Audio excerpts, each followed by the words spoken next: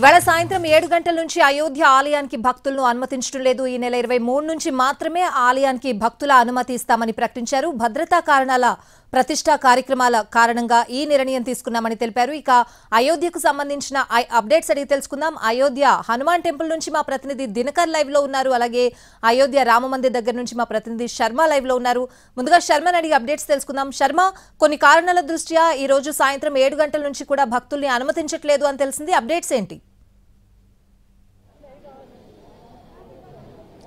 సరయూ నది తీరంలో అయోధ్య రామనగరం ముస్తాబైంది. ఇక్కడికి పెద్ద ఎత్తున భక్తులు తరలి వస్తున్నారు.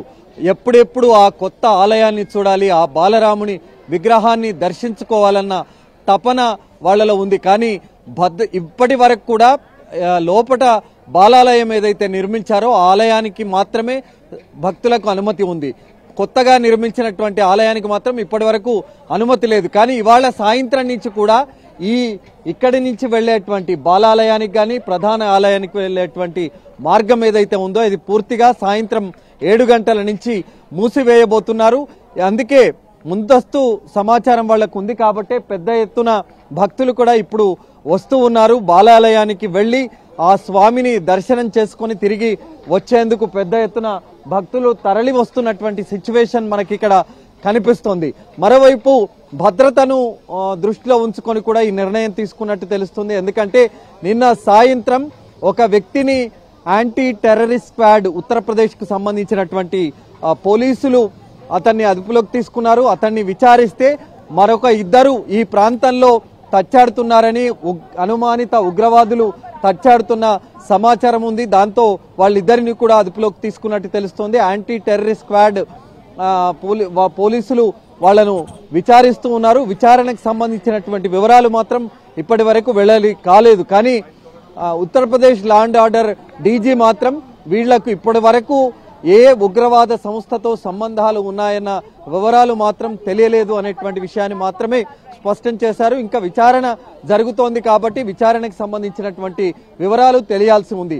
మరి రామ్లలా విగ్రహ ప్రతిష్టాపనకు 3 రోజుల ముందు ఈ ఘటన చోటు చేసుకోవడంతో కొంత కలకలం రేపుతోంది. అందుకే భద్రతను మరింత కట్టుదిట్టం చేశారు. పూర్తిగా ఆలయం పరిసర ప్రాంతాలన్నీ కూడా పూర్తిగా పోలీసులు తమ అదుపులోకి తీసుకున్నారు. అందుకే ఇవాళ సాయంత్రం 7 గంటల నుంచి ఆ బాలాలయానికి కూడా ఎవరిని అనుమతించవద్దని నిర్ణయించారు. అందుకే సాయంత్రం 7 గంటల నుంచి భక్తుల అనుమతికి నిరాకరణ అన్నది ఉంది. 23వ తేదీ విగ్రహ ప్రతిష్టాపన 22 ఉంది కాబట్టి 23వ తేదీ నుంచి మాత్రమే భక్తులకు ఆలయానికి అనుమతించే విధంగా నిర్ణయం తీసుకున్నట్టు తెలుస్తోంది. మరి రామ్లల్లా విగ్రహానికి సంబంధించి నిన్న ప్రతిష్టాపన కార్యక్రమం అన్నది మొదలైంది. జలాదివాసం, గంధాదివాసం జరిగింది. ఇవాళ కొన్ని వాసాలు ఉన్నాయి. అంతకుముందు గణపతి పూజ పుణ్యావాచనానికి సంబంధించి వాస్తు ఇతర దేవతల ఆవాహనం జరిగింది కాబట్టి వాళ్లకు సంబంధించినటువంటి పూజలు జరుగుతాయి.